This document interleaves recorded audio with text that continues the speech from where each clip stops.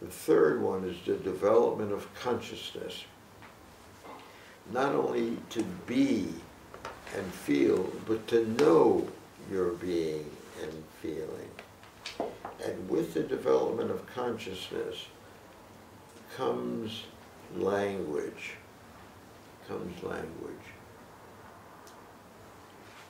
Now, there's two things I want to talk about. Before I talk about the language, I'm going to talk about sensory motor information, okay? When we see, we get an immediate body reaction to relate to what we see. Sensory. All living organisms do that. You get a sense input and the body reacts. If it's good, we move towards it. If it's bad, we move away from it. Now here comes the whole issue of memory. If we see something and it's good and we move towards it, we're going to remember that what was good, and we're going to remember how we moved towards it. So we're going to have our mind's eye where we store our memory of what we've seen, and a mind's body where we store a memory of what we've done with what we've seen. And that has to do with learning. That if I see something and I move toward it, but it was bad, I'm going to remember moving away from it. And I'd better remember what I saw so I don't repeat it. So now we have to do with memory. Do you follow that? How important. So whenever we're seeing, we never just see the present. We're seeing in our mind's eye what we did before. Otherwise, we would be repeating over and over the wrong thing. There would be no learning. So we have a mind's eye that assesses instantly what we see, and a mind's body assesses instantly what we've done, and we move in the present based on the learning of the past, every moment of the present. So that the present is loaded, has to be loaded with information of the past, otherwise we'd make the same mistakes over and over. Okay, do you follow that? Now, animals can only react to what is absolutely in front of them. But when we get to humans, we get language. And language allows us to react to what's not in front of us. Okay? Now, what is language? Your child, does she speak, or he, does he speak yet? They drive you nuts pretty soon. What's that? They want to get the name for everything. What's that? That's a cup. What's that? That's a piece of paper. What's that? That's a shoe. That's a camera. Everything has a name, and you say, oh, stop. What's that? What's that? What's that? But what's that? That's a doggy. So now when you get a name for everything, when the name is said, you see in your mind's eye that thing. Because if I say a cup, you're going to see a cup in your mind. So when the mother would say, where's the doggy? The child is going to see the dog. But because, so I'm talking about the mind's eye. We react to what we see in our mind's eye that gets awakened by a word. So if the child hears doggy, the child's body is going to want to hug the dog, kiss the dog, pull its tail, stroke it, but the dog isn't there. So language lets you see what's not, language lets you move like a time machine through time and space and see and react to what's not directly in front of you. So that you have to, we're going to highlight mind's eye and mind's body. That means then there is a screen in the mind that gets awakened when we hear language. Okay? Now, I'm going to give you a word. I'm going to say, see your mother in your mind. What happened? Somebody volunteer. What happened when you saw your mother?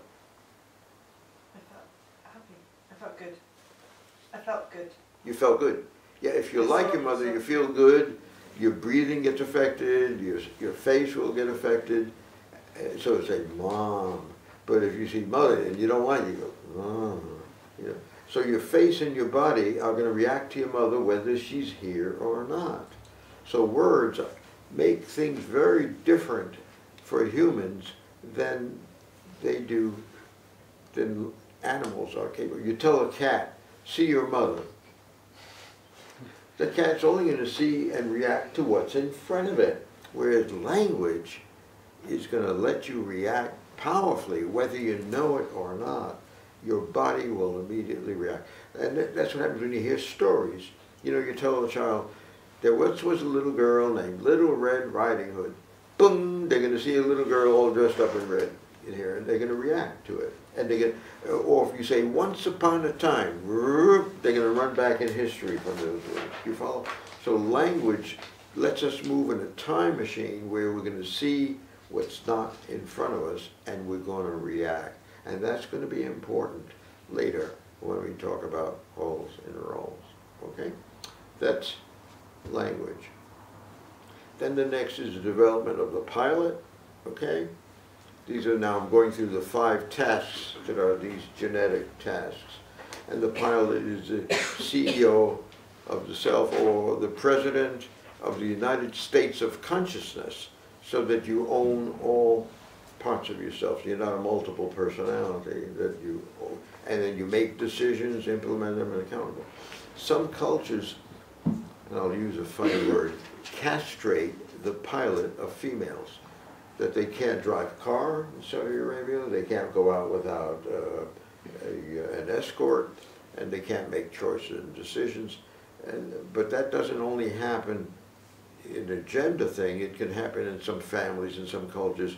The parents say, I'll tell you what to do, you never have to decide. I'll give you, you know, and the child surrenders their pilot. That's awfully important when you're a therapist, that you work with a piloted person who's going to remember the history.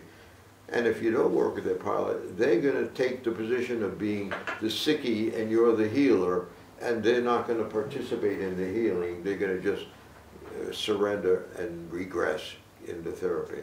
That's a quick jump. You want to be pilot to pilot when you're working with your clients.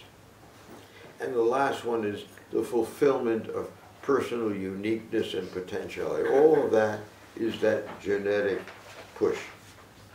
Okay? And remember I said we're made out of 3 forms of memory. This is the genetic memory that's pushing us. Then when we come out in life, we have another memory, the memory of how our life actually has been. And that's autobiographical history. I play with words in English, so it's good. The first is storage, that's genetic, and then history. So when we are seeing the present, we're going to have this push for these needs to be met, and some will be met and we'll feel good about life, and some will not be met and we won't feel good about life. And we're going to see what we call present reality through the lens of that history. If we've had a poor history, we're going to anticipate it and see the present that way. If we've had a good history, we're going to feel more optimistic and see the present that way. That means that present consciousness is a tapestry woven of threads of memory. Everybody is seeing a different world. There's no universal reality. Now, if we have a history of satisfaction of basic needs, all those place, nurture, all those things, then we're going to feel good about that. But if those needs have not been met, they don't go away. They don't go away. And remember, they have to be met at the right age with the right kinship relationship. And we are no longer 2 and 5 and 8 years old. We're now 50, and those needs haven't been met yet. And we keep trying to meet those needs at the wrong age with the wrong kinship relationship, and that's called marriage. You know, we keep trying. Usually I get a laugh on that, but people try to get in their marriage what they miss from mommy and daddy. And then you have all the reason for couples therapy and how to clean all that up. So how important it is to get those needs met.